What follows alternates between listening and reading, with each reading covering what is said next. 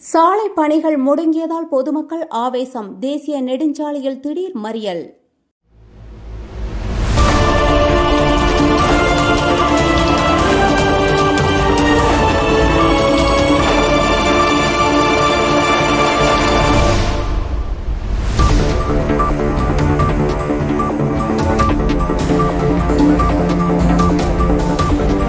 கரூர் மாவட்டம் குளித்தலை அருகே சீக்கம்பட்டி கிராமத்தில் முதல்வரின் கிராம சாலை மேம்பாட்டு திட்டத்தின் கீழ் ரூபாய் 30,08,000 மதிப்பில் தார் சாலை அமைக்கும் பணி தொடங்கப்பட்ட நிலையில் 3 மாதங்களாக பணிகள் நிறுத்தப்பட்டதை கண்டித்து பொதுமக்கள் திடீர் சாலை மறியல் போராட்டத்தில் ஈடுபட்டனர்.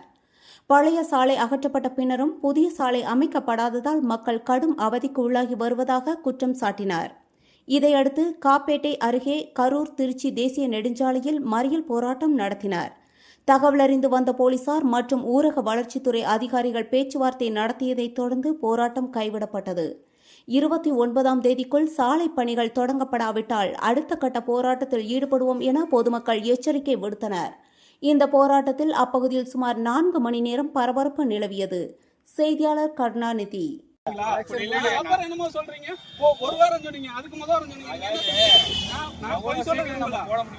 எலெக்ஷன் முடிஞ்சுன்னு சொன்னீங்க. ஆனா கொஞ்சம் அமுத்தியாவது விடுங்க, நானா கேட்டேன், அமுத்தி விட்டீங்க. ஏன்னா அடுத்து வந்து என்ன சொன்னீங்க, கவுண்டிங் முடிக்கிட்டுன்னு சொன்னீங்க. கவுண்டிங் முடிச்சு என்ன பண்ணீங்க, அப்புறம் என்ன சொன்னீங்க, திங்கக்கிழமை அடுத்த வாரம் திங்கக்கிழமை போடலன்னா என்ன கேளுங்க. நீங்க அடுத்த வாரம் திங்கக்கிழமை போய் 2 வாரம் திங்கக்கிழமை 3வது வாரம் வந்து நிக்கிறேன். சரிங்களா சார்? வேற பிரச்சனைன்னா நான் என்ன சார் பண்ண முடியும்? சாப்பிடாம இருந்தலாமா சார்?